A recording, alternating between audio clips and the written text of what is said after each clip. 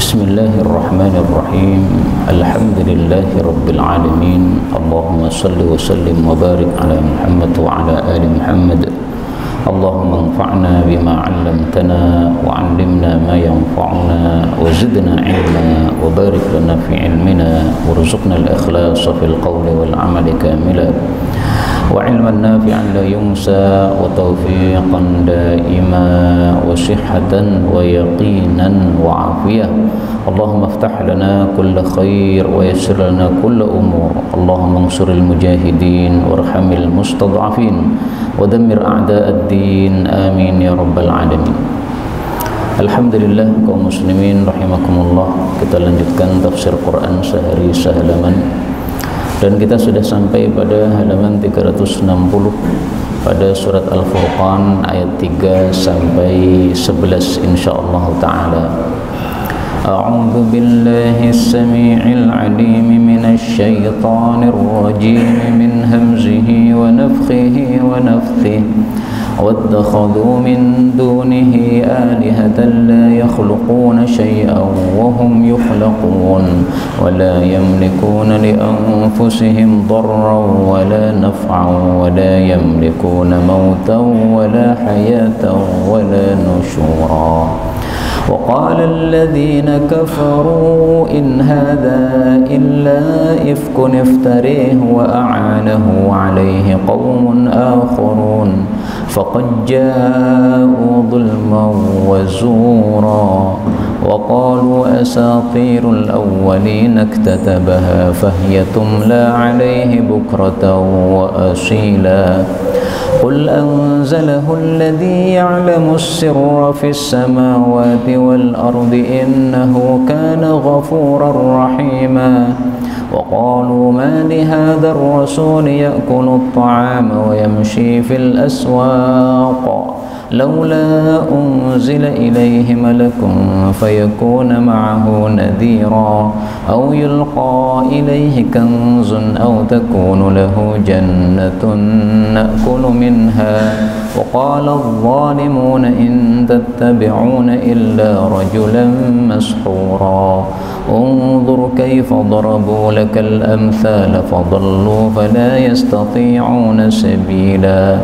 تبارك الذي إن شاء جعل لك خيرا من ذلك جنات تجري من تحتها الأنهار ويجعل لك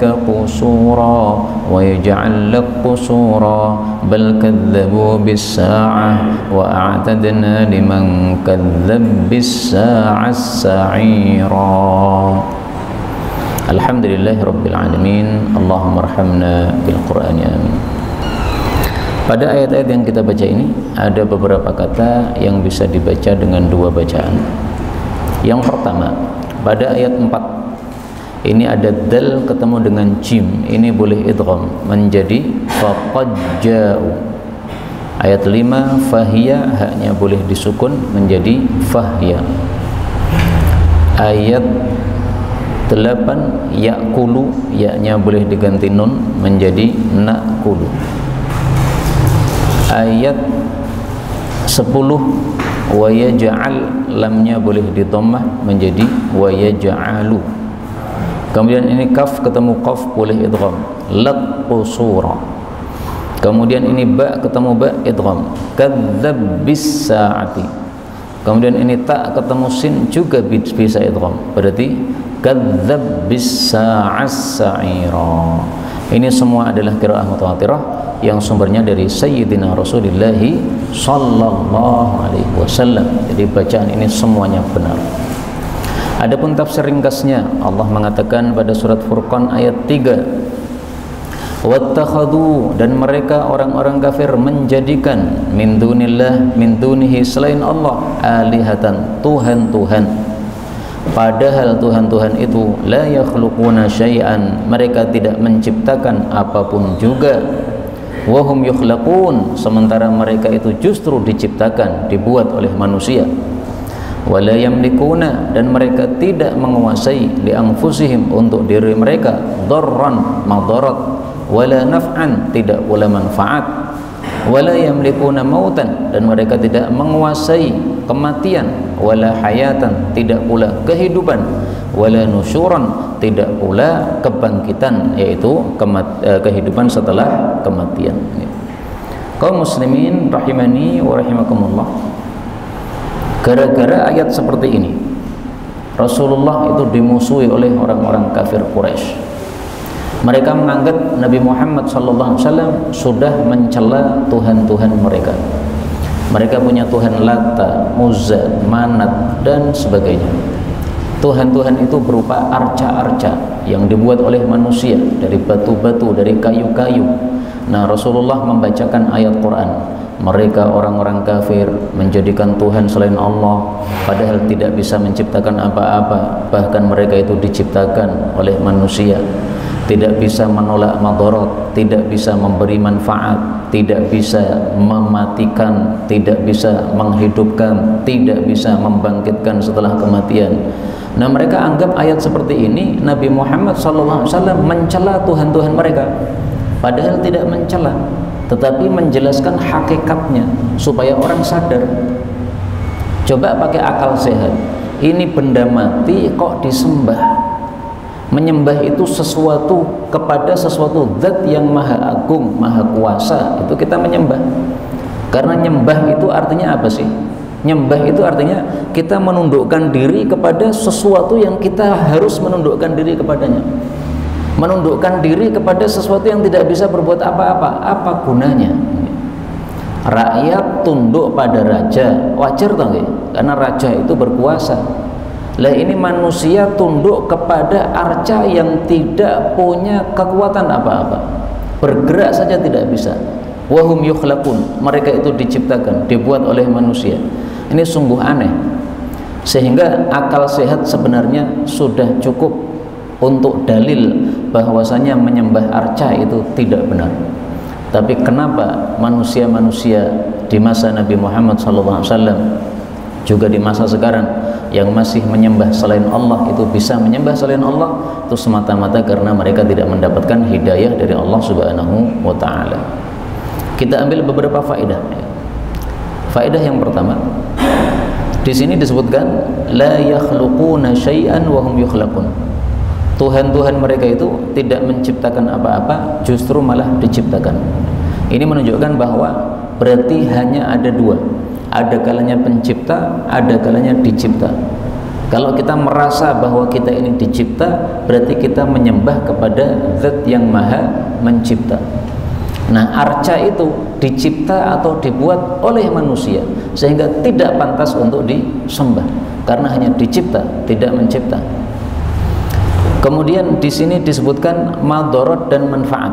Madarat disebutkan terlebih dahulu, baru kemudian manfaat. Ini mengingatkan kepada kita satu kaidah fikih yang mengatakan terul mafsadah muqaddam ala jalbil maslahah. Menolak mafsadat itu didahulukan daripada mengambil maslahat.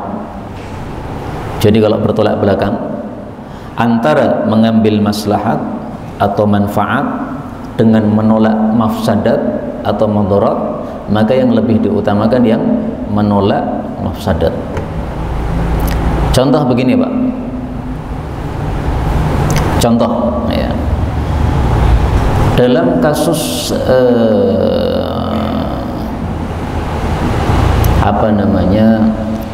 dalam kasus misalnya Rasulullah SAW ketika sudah menaklukkan kota Mekah, beliau tahu bahwasanya Ka'bah ini dibangun tidak sesuai bangunan Nabi Ibrahim.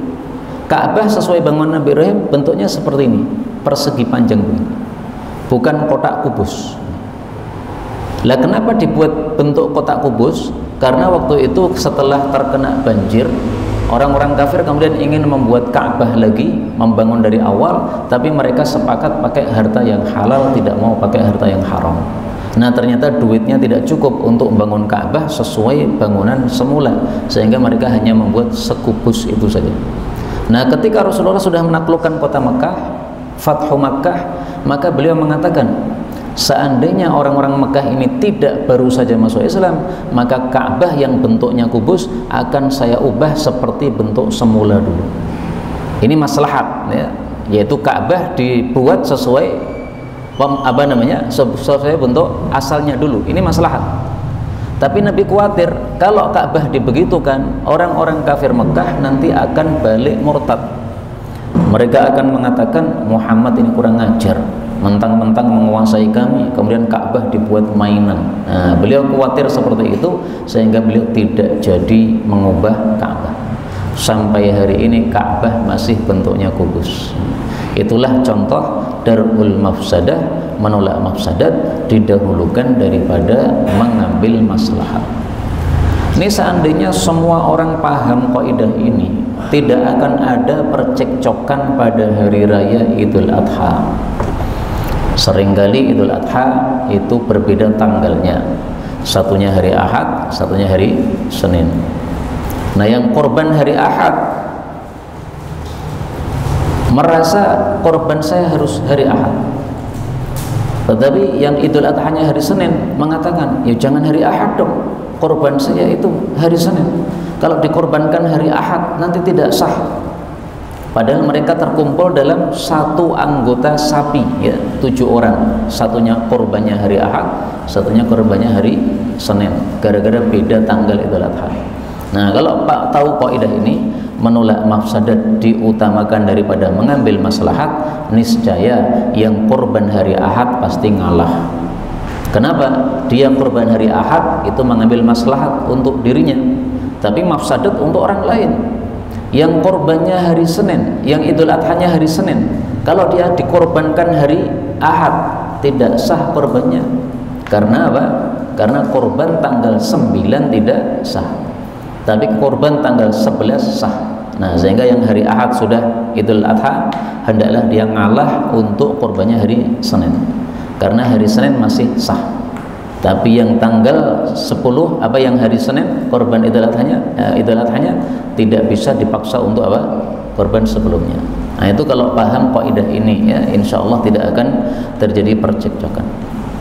Tapi paling bagus memang para takmir itu menentukan bagaimana seandainya nanti ada perbedaan tanggal, sehingga kalau sudah ditentukan di awal bagaimana menyelesaikannya, tidak akan ada percekcokan.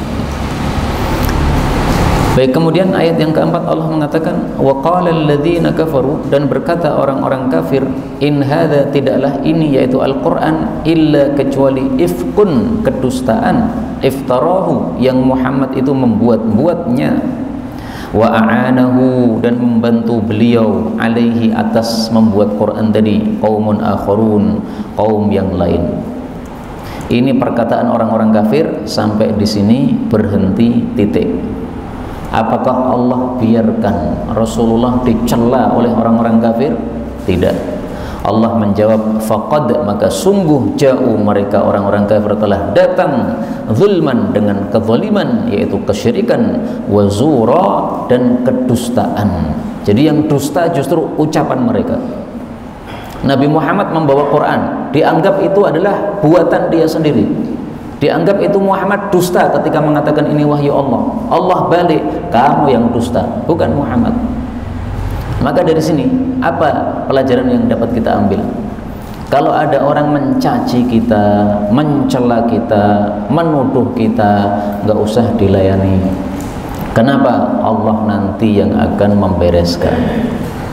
Rasulullah dituduh iftara, membuat-buat Quran, Rasulullah nggak jawab, Allah yang jawab, faqad ja'u dzulman wa zura. Guru kami Syekh Sa'id Al-Kamali ketika menasihatkan kepada kami masalah ini, beliau membaca ayat ini sebagai dalilnya. Surat Al-Hajj ayat 38. Innallaha yudafi' 'anil ladzina amanu. Sesungguhnya Allah itu membela orang-orang yang beriman. Dalam bacaan yang lain, yadfa' 'anil ladzina amanu, menolak tuduhan dari orang-orang beriman. Jadi Allah akan membela dan akan menolak tuduhan kepada mereka. Maka kata beliau, kalau ada yang mencela kamu, tidak usah kamu gubris, tidak usah kamu jawab, tidak usah kamu membela diri, karena Allah yang akan membela kamu. Ini nasihat dari beliau. Namanya nasihat itu bisa diterima, bisa tidak. Tapi menurut saya nasihat ini nasihat yang sangat sesuai dengan ayat-ayat Quran dan sangat sesuai dengan praktek baginda Rasulullah sallallahu alaihi wasallam. Beliau dianggap gila. Apakah beliau pernah mengatakan saya tidak gila, kemudian mengadakan kajian judulnya saya tidak gila? Enggak ada. Tetap beliau lurus di dalam kewajibannya, sampaikan dakwah, sampaikan tafsir Quran, sampaikan wahyu Allah Subhanahu wa taala, selesai masalah. Ini pelajaran penting yang dapat kita ambil dari ayat ini tadi, surat Al-Furqan ayat 4. Kemudian mereka mengatakan bahwasanya iftara, Nabi Muhammad ini membikin Quran. Apakah pantas mereka mengatakan seperti itu? Rasulullah sallallahu alaihi wasallam bersabda, "Ala ta'manuni? Kenapakah kalian tidak percaya kepada saya? Wa ana aminu man fis sama, padahal saya dipercaya oleh zat yang ada di langit." Jadi Rasulullah menyampaikan, saya ini dipercaya oleh Allah. Kenapa kalian tidak percaya? Allah saja percaya kepada saya. Ya'tini khabarus sama sabahan wa masaan. Pagi sore selalu datang wahyu dari langit kepada saya. Ini sabda Nabi sallallahu alaihi wasallam kepada orang-orang yang masih mau mikir ketika disampaikan sabda ini. Tapi kepada orang-orang yang tidak mau mikir, maka beliau tidak pernah menggubris mereka sama sekali. Kemudian yang dimaksud dzulman, kezaliman, itu maksudnya adalah kesyirikan. Sebagaimana disebutkan dalam surat Luqman, innasyirka la dzulmun azim, ayat 13. Kemudian ayat 5, wa qalu, dan mereka juga mengatakan asatirul awwalin, dongeng-dongeng orang-orang awal itu Quran itu, iktatabaha, yang Muhammad minta dituliskan dongeng-dongeng tersebut, fahiya, maka dongeng-dongeng itu tumla alaih, dibacakan kepada dia bukratan, pagi, wa asila, dan sore hari. Nah, ini tuduhan yang kedua. Tuduhan pertama, Muhammad ngarang. Tuduhan yang kedua, itu bukan Muhammad yang ngarang, tapi dongeng orang terdahulu dibacakan kepada Nabi Muhammad supaya dia hafalkan, lalu dia sampaikan. Jadi wahyu Quran dianggap sebagai dongeng orang-orang terdahulu oleh mereka. Asatir diambil dari kata-kata satoro. Satoro itu artinya nulis. Jadi dongeng-dongeng yang sudah ditulis oleh orang-orang terdahulu. Contohnya dongeng apa? Dijelaskan oleh Imam Baghawi, kahadithi Rustum, seperti dongeng Rustum, dongeng Isfindiar. Ini saya nggak tahu, Pak. Dongeng Rustum, dongeng Isfindiar ini apa, saya nggak tahu. Yang jelas ini dongeng orang-orang terdahulu. Kalau untuk orang Indonesia ya kira-kira misalnya tentang dongeng tentang dinosaurus, dongeng tentang Abu Nawas dan sebagainya, macam-macam banyak ya dongeng-dongeng yang ada di buku-buku komik-komik anak-anak kecil itu.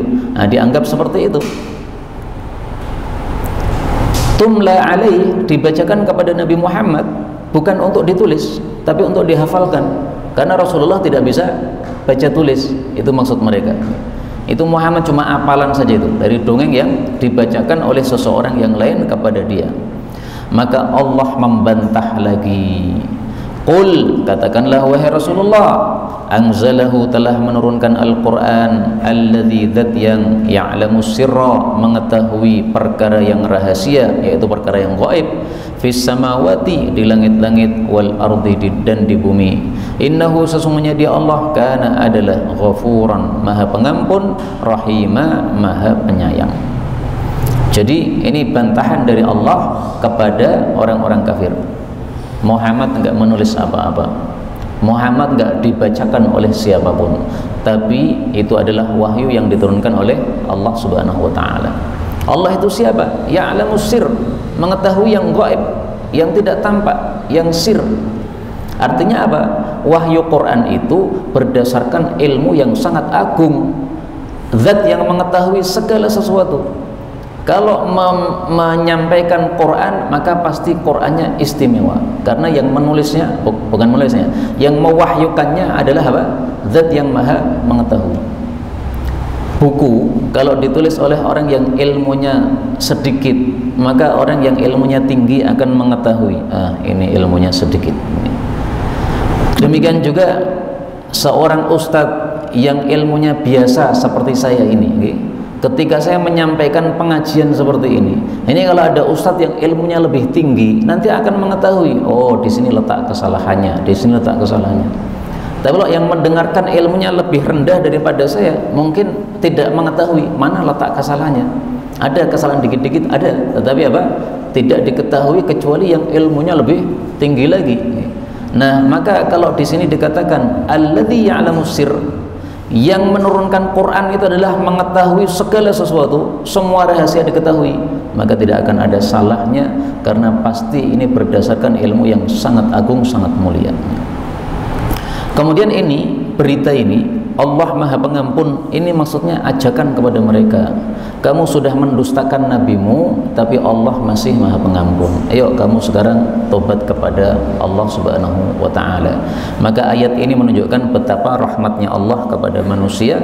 Sudah dikirimi nabi, didustakan oleh mereka, masih saja diajak untuk tobat kepada Allah Subhanahu wa Ta'ala. Tidak sampai di sini Pak, tuduhan mereka.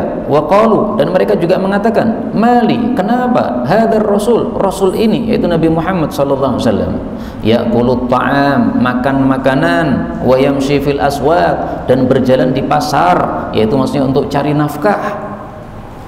Jadi mereka menganggap kalau levelnya sama, kami makan, Muhammad makan, kami cari makan, Muhammad cari makan, itu berarti selevel. Kalau selevel tidak pantas dia diberi kelebihan sebagai nabi, nggak pantas kata mereka. Apakah pemikiran seperti ini benar? Pemikiran seperti ini sama sekali tidak benar. Rasulullah makan karena memang beliau manusia. Manusia tidak makan ya mati, tahu. Rasulullah berjalan di pasar untuk membeli sesuatu, itu karena tawaduknya beliau. Kalau beliau orang sombong, nggak mau berjalan di pasar, rasuti aku neng pasar, derajatku tadi miduk, aku ngekon wong wae. Beliau tidak begitu.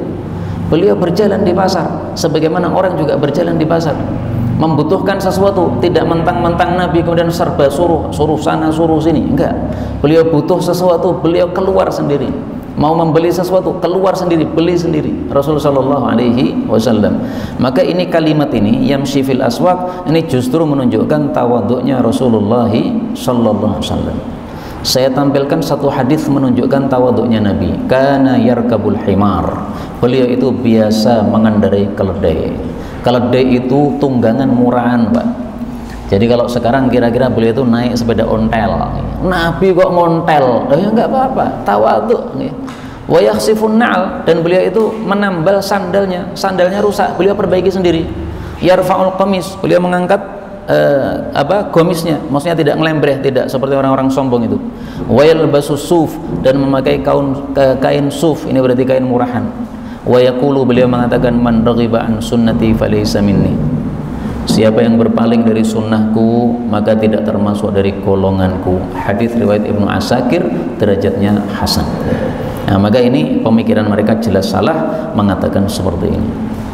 Kemudian mereka mengatakan, laula, kenapakah tidak unzila ilai, diturunkan kepada Muhammad malakun, seorang malaikat, fayakuna ma'ahu, lalu malaikat itu menjadi bersama dia nadhira, sebagai pengancam.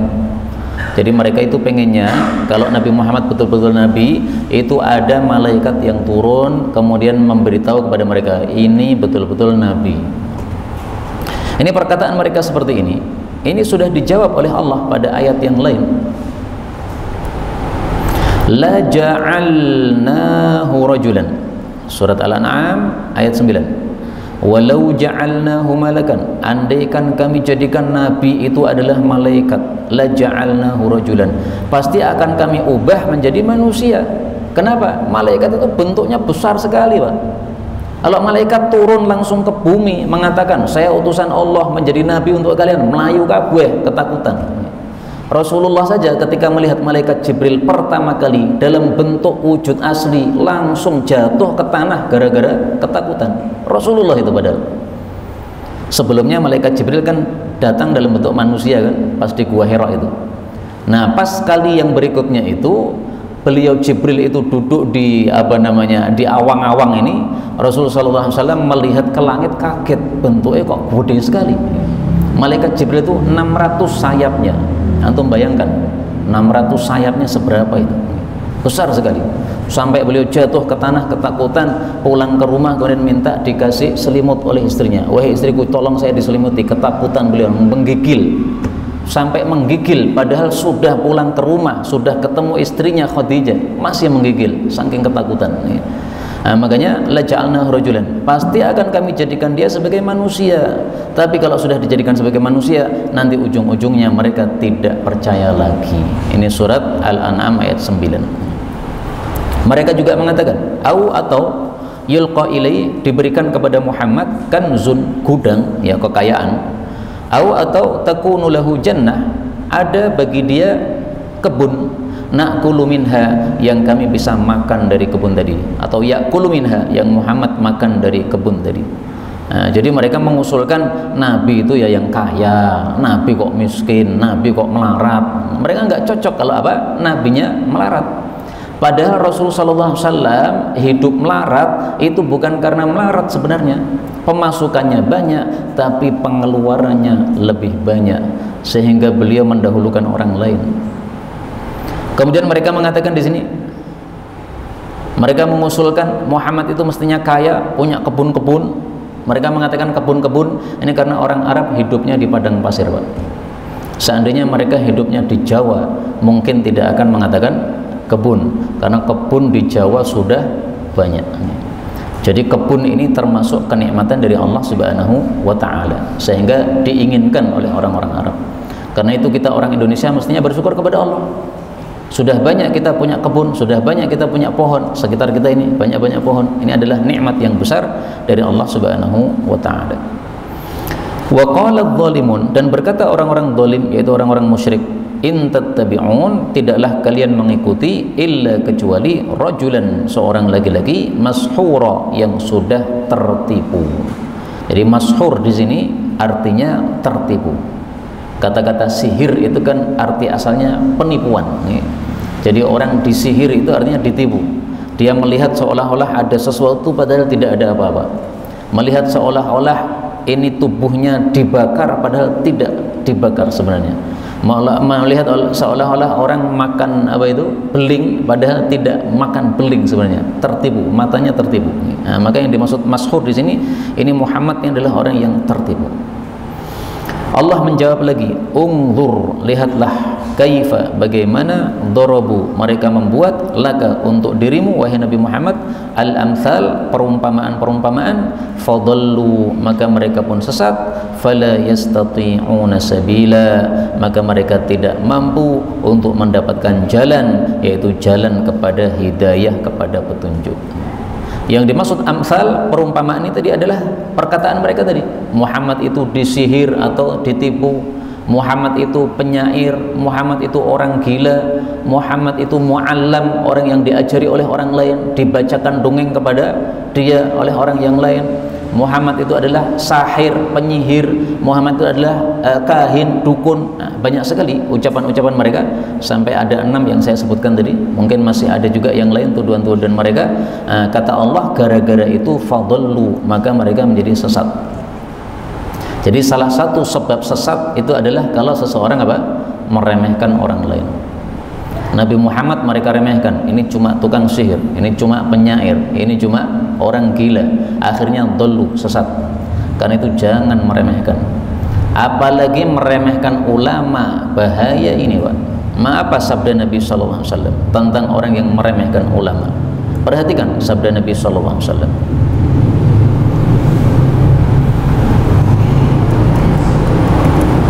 Rasulullah SAW bersabda, laisa minna, tidak termasuk kelompok kami, tidak termasuk kelompok kaum muslimin, man lam yujilla kabirana, orang yang tidak memuliakan yang tua, wa yarham saghirana, tidak menyayangi yang kecil, wa ya'rif li'alimina haqqah, tidak mengetahui haknya orang yang berilmu. Kiai diejek, kiai dituduh, oh laisa minna, bukan termasuk kelompok kami, kata Nabi SAW.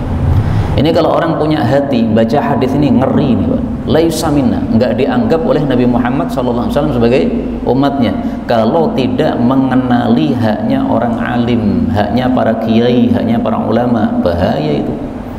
Makanya rata-rata orang yang meremehkan ulama itu orang-orang bodoh, nggak paham.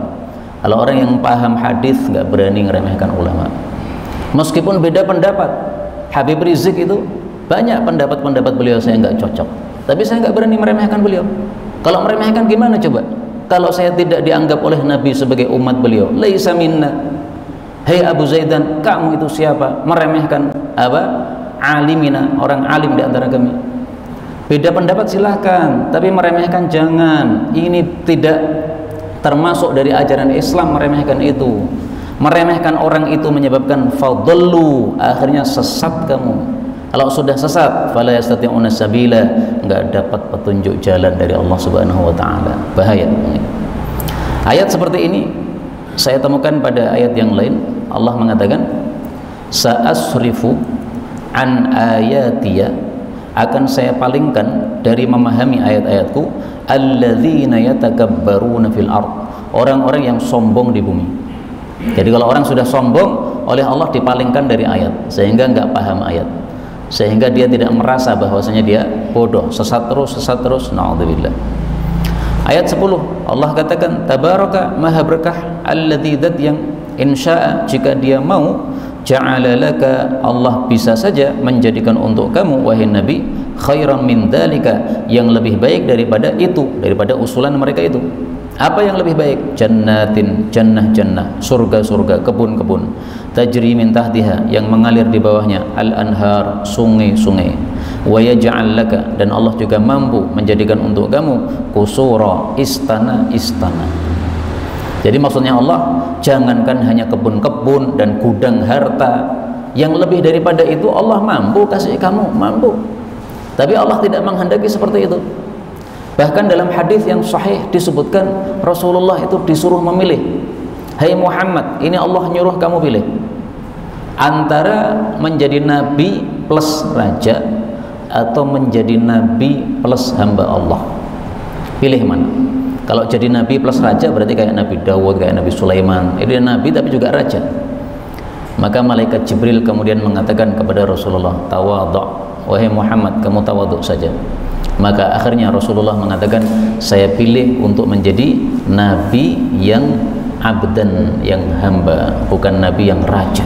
Maka ini karena tawadhu'nya Rasulullah sallallahu alaihi wasallam, bukan karena Allah tidak mampu ngasih beliau kekayaan, bukan. Kemudian di sini kita ambil pelajaran bahwasanya surga itu banyak, jannatin, jannah-jannah, berarti banyak. Maka surga itu tidak hanya satu macam, tapi banyak.